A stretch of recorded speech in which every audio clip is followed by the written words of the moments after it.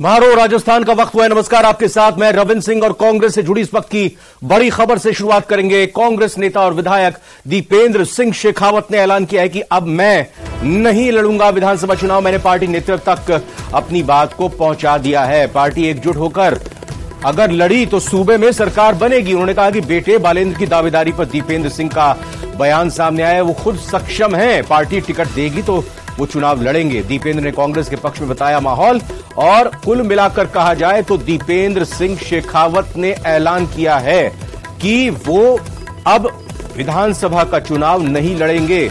आपको बता दें कि कांग्रेस की तरफ से लगातार टिकटों की दावेदारी को लेकर मुहिम चल रही है, आवेदन मंगाए गए हैं और ये लगातार कहा जा रहा है कांग्रेस के तमाम नेताओं की तरफ से कि जो विनेबिलिटी होगी, यानी जो जीतने वाला उम्मीदवार होगा उसी को टिकट दिया जाएगा। और इस बीच दीपेंद्र सिंह शेखावत ने कह दिया है कि मैं अब विधानसभा चुनाव नहीं लड़ूंगा। बाबूलाल हमारे संवाददाता हमारे साथ जुड़ चुके हैं। इस खबर को ब्रेक करने के साथ ही हम उनसे और जानकारी लेते हैं।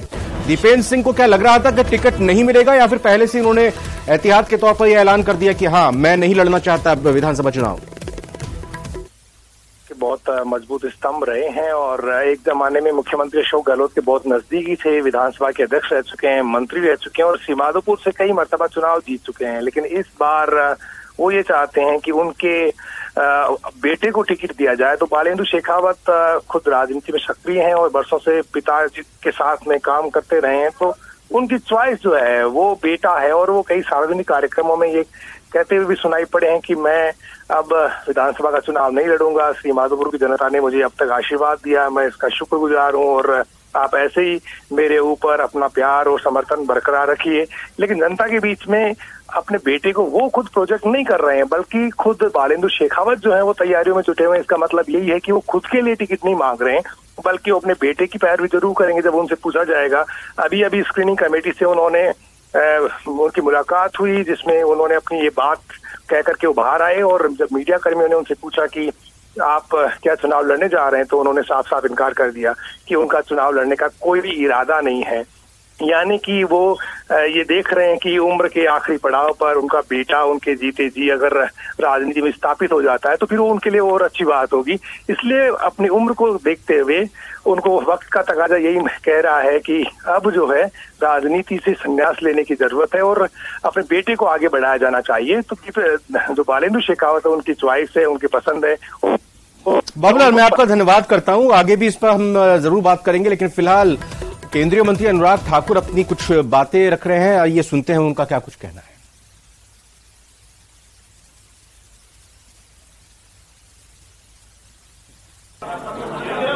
चलो मैं आपके साथ ही आ रहा हूं। तो आपको बता दें कि मोदी सरकार ने एक बड़ा फैसला लिया है कि जो एलपीजी सिलेंडर है वो 2 रुपये सस्ता होगा, 2 रुपये की सब्सिडी दी जाएगी। और इस संबंध में एक बड़ा ऐलान एक तरह से कहा जा सकता है कि रक्षा बंधन से ठीक पहले मोदी कैबिनेट का यह फैसला लिया गया है और इसी फैसले की जानकारी दी गई है। आइए सुनते हैं एक बार फिर से। ओणम और रक्षाबंधन के इस पावन अवसर पर प्रधानमंत्री मोदी जी ने निर्णय लिया है कि 200 रुपया गैस सिलेंडर के दाम कम किए जाएंगे। सभी उपभोक्ताओं के लिए 200 रुपये दाम कम होंगे। ओणम और रक्षाबंधन के इस पावन अवसर पर प्रधानमंत्री मोदी जी ने निर्णय लिया है कि 200 रुपया गैस सिलेंडर के दाम कम किए जाएंगे। सभी उपभोक्ताओं के लिए 200 रुपये दाम कम होंगे। तो सभी उपभोक्ताओं के लिए 200 रुपए के दाम सिलेंडर के कम होंगे। ये बात यहां पर जानकारी के जरिए प्रेस कॉन्फ्रेंस के बाद जो मोदी कैबिनेट का फैसला हुआ अनुराग सिंह ठाकुर की तरफ से दी गई। चूरू से बड़ी खबर का रुख करते हैं, जहां पर कांग्रेस में टिकट के दावेदारों की लंबी फेहरिस्त नजर आ रही है। चूरू विधानसभा सीट के लिए 31 दावेदार मैदान में उतरे हैं। चूरू से रफीक मंडेलिया, रेहाना रियाज, खानू खान बुधवाली, रियाजत, मुश्ताक, तनवीर मुख्य दावेदार हैं। रतनगढ़ से अब तक 26 लोगों ने अपनी दावेदारी जताई है। रतनगढ़ से इंद्राज कीचड़, पूसाराम कोदारा, रमेश चंद्र इंदोरिया, भंवरलाल पुजारी मुख्य दावेदार हैं। तारानगर विधानसभा सीट की बात करें और राजगढ़ की बात करें तो यहां पर 9 दावेदार सामने आए हैं। तो चूरू जिले की अलग अलग विधानसभा सीटों में बहुत बड़ी दावेदारी कांग्रेस के टिकट की चाह रखने वालों ने पेश की है। लंबी फेहरिस्त है। चुरू विधानसभा सीट के लिए 31 दावेदार सामने हैं। इसके अलावा बात अगर करें रतनगढ़ की, तो यहां की विधानसभा सीट से 26 लोग अपनी दावेदारी जता रहे हैं। 9 दावेदारी जताई गई राजगढ़ से और तारानगर सीट से भी। और इधर श्रीगंगानगर से बड़ी खबर, जहां पर पानी को लेकर आंदोलन खत्म हो गया है। गंग नहर में सिंचाई के पानी को लेकर चल रहा आंदोलन खत्म हो गया है। प्रशासन और किसान संगठनों के बीच समझौता वार्ता हुई है। गंग नहर में पानी की मात्रा बढ़कर अब 2100 क्यूसेक हो गई है। शाम तक पानी की मात्रा 2400 क्यूसेक होने की संभावना है। प्रशासन ने गंग नहर में पानी की मात्रा स्टेबल रखने का आश्वासन दिया है। साथ ही गंग नहर से पानी चोरी रोकने का भी भरोसा दिया है। पिछले कई दिनों से चल रहा है गतिरोध अब समाप्त हो गया है। तो श्रीगंगानगर की अहम खबर आपको अब दे रहे हैं जानकारी के जरिए। पानी को लेकर जो आंदोलन चल रहा था वो खत्म हो गया है। गंग नहर में सिंचाई पानी को लेकर आंदोलन जो लगातार चल रहा था वो फिलहाल खत्म हो गया है। प्रशासन और किसान संगठनों के बीच वार्ता हुई और इस वार्ता में यह फैसला निकला है। गंग नहर में पानी की मात्रा अब बढ़कर 2100 क्यूसेक हो गई है। शाम तक पानी की मात्रा 2400 क्यूसेक होने की संभावना है और प्रशासन ने गंग नहर में पानी की मात्रा स्टेबल रखने का भी आश्वासन दिया है। साथ ही गंग नहर से पानी चोरी रोकने का भी भरोसा दिया है। बाग में कक्षा से नीचे चोरी होती है, उसको रोकने के लिए एक संयुक्त गश्ती दल लगातार पेट्रोलिंग करेगा और जो भी चोर है, आतंकी अपराधी हैं, उन पर सख्त कार्रवाई करेगा ताकि आगे से वो पानी चोरी ना कर सके। किसानों की जीत है, बिल्कुल किसानों की जीत है, इसमें कोई दो राय वाली बात नहीं है। क्रॉप कटिंग का मुद्दा था, वो भी बीच में रखा गया। तकरीबन जो इस बंदी की वजह से, कम पानी की वजह से दिक्कतें आई थी, जिन किसानों को फसल बीमा का लाभ मिल सकता है, क्रॉप कटिंग सही हो जाएगी, जल्द हो जाएगी, उनको लाभ मिलेगा। और किसान अशोक हमारे संवाददाता और जानकारी के साथ जुड़े हैं। अशोक, काफी समय से गतिरोध चल रहा था, अब एक तरह से कहें कि इसका पटाक्षेप हो गया है और जो चाह रहे थे किसान, वही फैसला प्रशासन ने लिया है और आश्वासन दिया है। रविंद्र जी, देखिए, पिछले काफी दिनों से किसान संगठनों के द्वारा जिला कलेक्ट्रेट कार्यालय के बाहर विभिन्न तरीकों से प्रदर्शन किया जा रहा था और पिछले 2 दिनों में जिस तरह से कलेक्ट्रेट का घेराव किया गया और उसके बाद जिस तरह से राजस्थान सरकार के साथ साथ पंजाब सरकार पर दबाव बना और पंजाब सरकार ने गंग कैनाल में पानी छोड़े जाने की मात्रा बढ़ाकर 2100 क्यूसेक तक पहुंचा दी है, जिसके बाद अब किसान संगठन काफी हद तक राहत महसूस कर रहे हैं और आश्वस्त भी महसूस कर रहे हैं। हालांकि किसान संगठनों ने जिला प्रशासन के साथ हुई वार्ता में ये स्पष्ट किया कि आगामी दिनों तक ये गंग कैनाल के अंदर पानी की मात्रा बरकरार रहनी चाहिए। कहीं ऐसा ना हो कि धरना हटाए जाने के बाद में 2-3 दिन बाद फिर एक बार फिर से पानी घटना लगे। तो ऐसे में सांकेतिक रूप से कुछ किसान जिला कलेक्ट्रेट कार्यालय के बाहर धरना जारी रखेंगे, लेकिन जिला कलेक्ट्रेट के कार्यालय के जिस तरह से घेराव किया गया था, ट्रैक्टर टोलियां खड़ी थी, सैकड़ों की संख्या में किसानों ने पड़ाव डाल रखा था, वो पड़ाव अब समाप्त कर दिया गया है।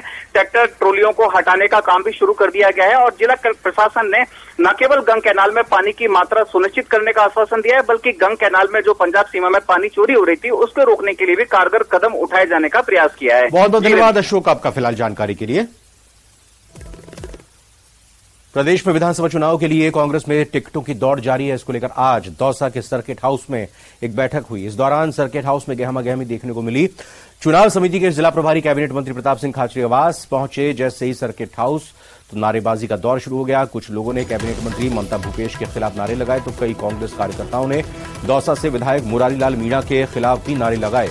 इस दौरान एक दावेदार के साथ आए कुछ समर्थकों ने मुरारीलाल भगाओ, दौसा बचाओ, बाहरी भगाओ, दौसा बचाओ जैसे नारे भी लगाए। इसी तरह बांदीकुई विधायक जीआर खटाना के खिलाफ भी बाहरी भगाओ, बांदीकुई बचाओ के नारे लगे। इस दौरान कई बार कांग्रेस कार्यकर्ता आपस में उलझते हुए भी नजर आए। चुनाव समिति के जिला प्रभारी मंत्री प्रताप सिंह खाचरियावास ने कहा कि कांग्रेस पारदर्शिता बरतती है और कोई भी व्यक्ति टिकट लेने के लिए आवेदन कर सकता है। उन्होंने ये भी कहा कि जिताऊ उम्मीदवार को टिकट में तरजीह दी जाएगी। ऐसे लोगों को हम टिकट भी देंगे, ऐसे लोगों का सम्मान भी होगा और मुझे भरोसा है राजस्थान में 156 का जो हमारा नारा है वो 100% सफल होगा और उस नारे के अनुसार आप देख लेना, क्योंकि बीजेपी का माहौल ही नहीं बन रहा। बीजेपी के साथ एक दिक्कत हो गई, रोज बीजेपी के केंद्र के नेता आ रहे हैं लेकिन बीजेपी सब कुछ करके माहौल नहीं बना पा रही, जनता में मैसेज नहीं दे पा रही, क्योंकि जनता राजस्थान की पूछ रही है कि रोज राजस्थान की सरकार और मुख्यमंत्री तो अपने काम गिनाता है, एमएलए मिनिस्टर अपने काम गिनाते हैं राजस्थान की सरकार के, लेकिन बीजेपी के नेता अपना काम नहीं बताते। टोंक में बीजेपी प्रदेश उपाध्यक्ष प्रभुलाल सैनी ने सचिन पायलट के बयान पर पलटवार करते हुए बड़ा बयान दिया। सैनी ने कहा कि आज ये लोग अपनी पार्टी ही नहीं संभाल पा रहे, मुख्यमंत्री बनने के लिए 2.5-3 साल तक लड़ते रहे, आज घड़ियाली आंसू बहाकर बीजेपी का मुकाबला करने की बात करते हैं। इसके साथ ही सैनी ने शहर की वाल्मीकि बस्ती में नव मतदाता सदस्यता अभियान की शुरुआत करते हुए विधानसभा चुनाव में बीजेपी की जीत का दावा किया। माननीय श्री प्रधानमंत्री जी नरेंद्र जी मोदी जी और इसके अलावा मंत्री प्रताप सिंह खाचरियावास की बात करें तो आज दौसा के सर्किट हाउस में पहुंचे।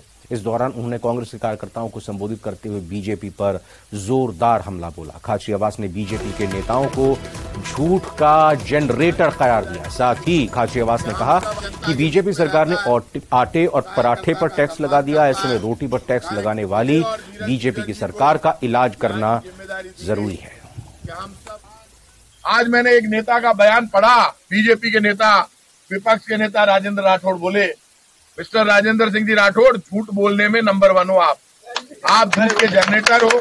और आपने ये कैसे कह दिया हिंदुस्तान में सबसे महंगा पेट्रोल डीजल मध्य प्रदेश में है, क्या बीजेपी की सरकार, और राजस्थान दूसरे नंबर पर है, लेकिन राजस्थान में पेट्रोल डीजल पर टैक्स आज भी उतना ही है जितना वसुंधरा जी की सरकार के समय पेट्रोल डीजल पर टैक्स था 2014 में। प्रदेश सरकार की महिला और बाल विकास मंत्री ममता भूपेश ने आज दौसा के सर्किट हाउस में बड़ा बयान देते हुए कहा कि बीजेपी की परिवर्तन यात्रा से कुछ नहीं होने वाला। ये पार्टी सांप्रदायिकता फैलाती है और इस तरह की यात्रा पहले भी निकाली गई है। उन्होंने कहा कि राजस्थान के नेता इस यात्रा को नहीं निकाल रहे, बल्कि दिल्ली के बीजेपी नेता दबाव देकर इस यात्रा को निकलवा रहे हैं। उन्होंने कहा कि बीजेपी को 5 वर्ष तक सरकार की नीतियों का विरोध करने का मौका मिला था, लेकिन बीजेपी इसमें नाकाम रही। केंद्रीय मंत्री अनुराग ठाकुर को एक बार फिर से सुन लेते हैं। ऐलान किया है कि 200 रुपए सस्ता होगा LPG cylinder. New gas connection will be given under the Pradhan Mantri Ujjwala Yojana scheme that will take up the total connections to 10.35 crore in the coming days. For the Pradhan Mantri Ujjwala gas beneficiaries, they are already getting 200 rupees subsidy as a DBT on each refill, but they will also be benefited with the decrease in the rate, in the gas cylinder rate by 200 rupees. That means the rate reduction for the Pradhan Mantri Ujjwala Yojana will be 200 rupees plus 200 rupees as subsidy, making it 400 rupees per cylinder. There is no political motive. I think it's a welcome step on the eve of Raksha Bandhan and Onam. Let me congratulate all the citizens of India. Happy Onam and happy Raksha Bandhan. And thank the Prime Minister Modi for giving this benefit to the millions and millions of sisters in India. Thank you, sir. साफ कर देता हूं आपको, 200 रुपए सस्ता हर एक gas cylinder उपभोक्ता के लिए हुआ है और जो उज्ज्वला योजना के अंतर्गत आते हैं उपभोक्ता, उनको 200 रुपए की डीबीटी के जरिए जो छूट है, रियायत है, वो पहले से मिल रही थी। अब जो 200 रुपए और सस्ता कर दिया गया आज के ऐलान के बाद, तो 200 और 200 400 रुपए उनका कुल मिलाकर सस्ता सिलेंडर हो गया उज्ज्वला योजना के अंतर्गत आने वाले उपभोक्ताओं का। बाकी लोगों के लिए 200 रुपए की राहत। फिलहाल बात अलवर की करते हैं। पूर्व केंद्रीय मंत्री और सीडब्ल्यूसी के सदस्य जितेंद्र सिंह के फूलबाग पहुंचे तो उनसे मिलने के लिए टिकट के दावेदारों की भीड़ जुट गई। लोग सुबह से ही फूलबाग में जमघट लगाए बैठे और जितेंद्र सिंह से मिलकर विधानसभा टिकट की दावेदारी जता रहे हैं। लोग जिले भर से अपनी जन समस्या को लेकर भी पहुंचे, जिनकी समस्याओं का मौके पर अधिकारियों को फोन करके निस्तारण कराया गया। इस मौके पर पूर्व केंद्रीय मंत्री जितेंद्र सिंह ने मीडिया से बात करते हुए कहा कि राजस्थान विधानसभा चुनाव में टिकट जिताऊ प्रत्याशियों को दिया जाएगा। भारतीय जनता पार्टी और माननीय मंत्री जी और ये सब ये बिल्कुल झूठ के पुलंदे हैं। कुछ दिन पहले तो कह रहे थे और वो वीडियो वायरल भी हुआ कि हमारी सरकार आएगी जब हम कर देंगे। इसका मतलब आप पानी के ऊपर राजनीति कर रहे हो।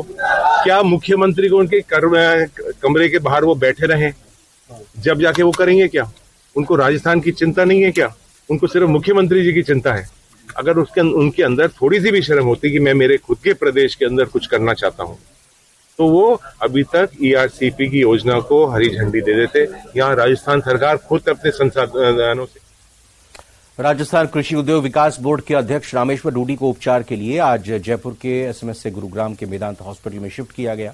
इस दौरान मेदांता के विशेषज्ञ चिकित्सक की एक टीम एसएमएस हॉस्पिटल के न्यूरो सर्जरी आईसीयू में सुबह 9:30 बजे पहुंची, जहां से उन्हें ग्रीन कॉरिडोर बनाकर महज 8 मिनट में एयरपोर्ट तक ले जाया गया। इस दौरान SMS hospital critical care ambulance में उन्हें वेंटिलेटर पर रखा गया। एसएमएस के वरिष्ठ चिकित्सकों की टीम भी एम्बुलेंस के साथ मौजूद रही। रविवार को रामेश्वर डूडी को गंभीर हालत में ब्रेन हैमरेज की शिकायत के बाद जयपुर के प्राइवेट हॉस्पिटल में शिफ्ट करके सवाई मानसिंह अस्पताल के न्यूरो सर्जरी विभाग में भर्ती किया गया था।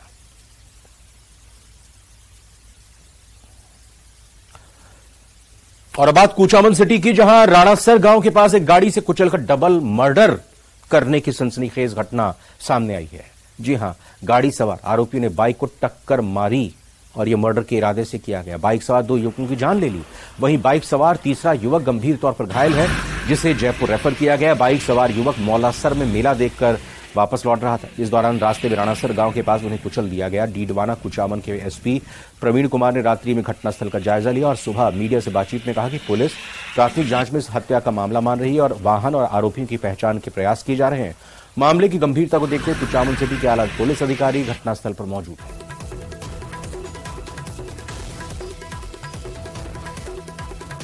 मिला था कि रात 11 बजे की कोई 2-3 घायल आदमी रोड के साइड में पड़ा हुआ है। तो हमारे जो एसएचओ है वो मौके पे गया था और जो उधर सीन ऑफ क्राइम को देख के उन्होंने सबको इन्फॉर्म किया। तो मैं भी जाके उस मौका को विजिट किया और एक जो घायल है उनको जयपुर अभी रेफर कर दिया है हॉस्पिटल में और 2 लोगों की मौत हो गई इस घटना में और इनकी बॉडी जो है अभी मॉर्चरी में रखा गया है। ये है कि जो नवा विधानसभा के पास में जो पड़ोसी विधानसभा है वहाँ से ये बच्चे थे और वहाँ मौलासर में आए थे। तो रात को जब ये राणासर के पास में पहुँचे तो पीछे से मतलब 3 गाड़ियों ने इनका पीछा करके और गाड़ी से इनको ज़बरदस्त तरीके से कुचला और कुचल करके उनकी हत्या कर दी गई। एक बच्चे का थोड़ा सा पैर फ्रैक्चर हो गया, उसको मतलब जयपुर रेफर कर दिया गया। तो देखने से ये लगता है कि हत्या दिन टू दिन मतलब नवा विधानसभा में एक बढ़ रहा है और एक हत्याओं का गढ़ बन गया है। अपराध जो है आज ये चरम सीमा पे नंबर 1 पे है। यहाँ पे आम जन को तुरंत मौत के घाट उतार दिया जाता है बिना सोचे समझे। जैसे सब्जी काटते हैं वैसे आदमी को काट दिया जाता है और ये कोई अप्रिय पहली घटना नहीं है, यहाँ रोज होती आई है। अभी कुछ दिन पहले वहीं पे कोई संत महात्मा को भी मारा था और आज ये कल रात को ये भी एक ब्लाइंड मर्डर है जिसमें साजिश के तहत 2 को तो मार दिया गया, एक बहुत ज़्यादा सीरियस है। और हम इसकी पुरजोर मांग उठाएंगे कि एक ऐसा क्यों हो रहा है, क्योंकि ये प्रशासन की कमी है और यहाँ की राजनीतिक दबाव है, उसके तहत ये काम हो रहा है। ये घटना बहुत ही दयनीय है क्योंकि इस तरह से कुचल के मारा है। उनका अंग भंग भी बुरी तरह से कम भी 2, 5, 10 बार उनकी गाड़ियाँ चढ़ा के मारी है।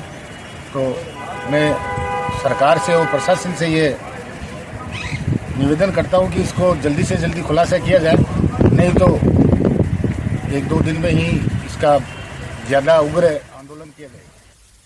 और अब बात राजस्थान की उस बेटी की करते हैं जिसने देश दुनिया में प्रदेश का मान बढ़ाया है। राजसमंद की रहने वाली भाविका सनाढ्य ने यूरोप की सबसे ऊंची पर्वत चोटी माउंट एल्ब्रूस को फतेह करके भारत का तिरंगा फहराया है। ये कारनामा करने वाली भाविका राजस्थान की पहली और देश की सबसे कम उम्र महिला सोलो माउंटेनर है।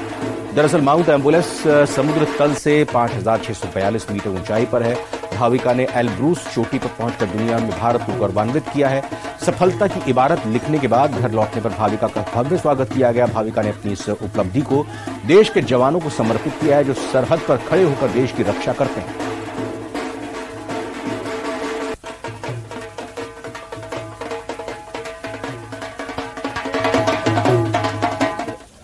एवरेस्ट बेस कैंप गई थी। मेरे जो कोच है रोहतास खिलेरी सर, मैंने शॉर्टपुट से स्टार्ट किया था। वो माउंटेनियर है मेरे जो कोच है, तो उन्होंने मुझे एवरेस्ट बेस कैंप कराया था। राजसमंद में कोई जानता नहीं है और राजस्थान में भी बहुत कम लोग जानते हैं माउंटेनियरिंग फील्ड को।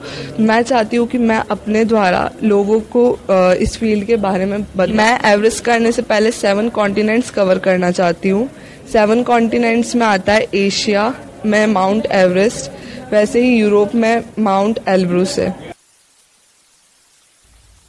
डी से खबर, जहां कैथवाड़ा थाना इलाके में देर रात एक बड़ा हादसा हुआ जिसमें 4 लोगों की मौके पर ही मौत हो गई। हादसा कैथवाड़ा के रोड पर गांव झैंजपुरी के पास हुआ।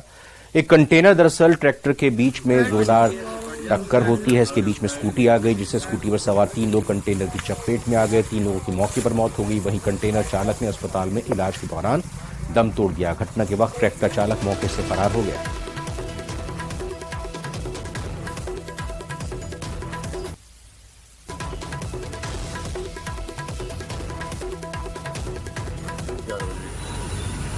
सूचना मिली कि इस तरह से एक्सीडेंट हो गया है जाजम का बाद तुरंत मौके पर श्रीमान SHO साहब में जाब्ता के वहाँ पहुँचे और मैं मनीष साहब को भी सूचित किया कि आप वहाँ हॉस्पिटल पहुँचे और डेड बॉडियों को वहाँ पहुँचाया जा रहा है CSC में।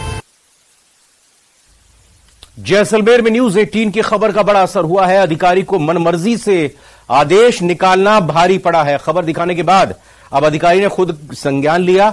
जिला कलेक्टर की कमेटी में खुद को शामिल किया था और खबर दिखाने के बाद अधिकारी ने उस आदेश को निरस्त कर दिया है, कैंसिल कर दिया है। किसानों के नाम पर करोड़ों रुपए के घोटाले का यह मामला है। JCCB की शाखा प्रबंधक और सचिवों ने ये आरोप लगाया है कि घोटाला किया है। जिला कलेक्टर ने 3 सदस्यीय टीम गठित की है।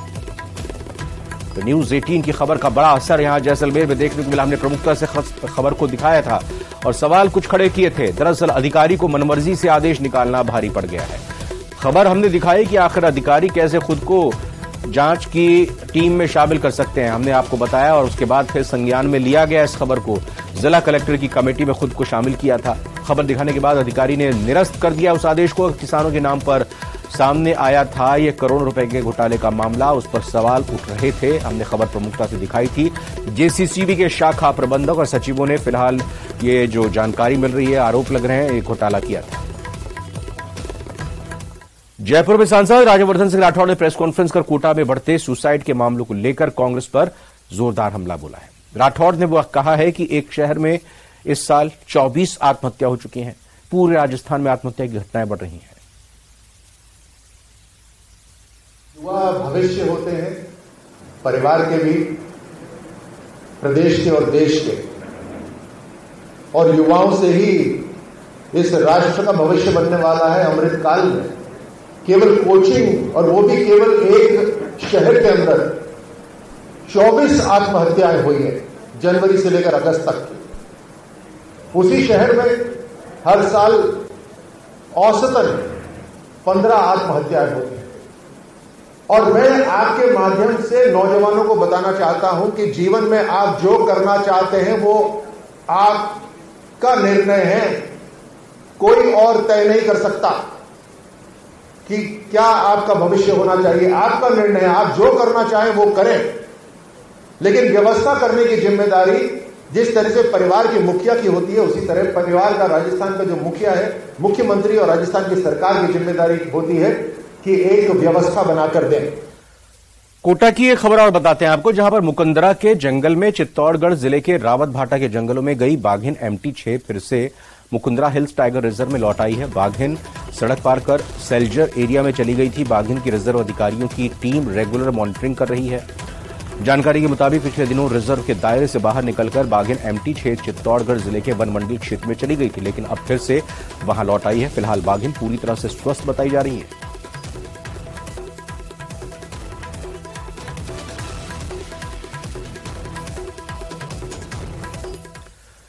अभी फिलहाल महाराष्ट्र राजस्थान के बुलेटिन में इतना ही। एक ब्रेक का वक्त है, आप बने रहिए।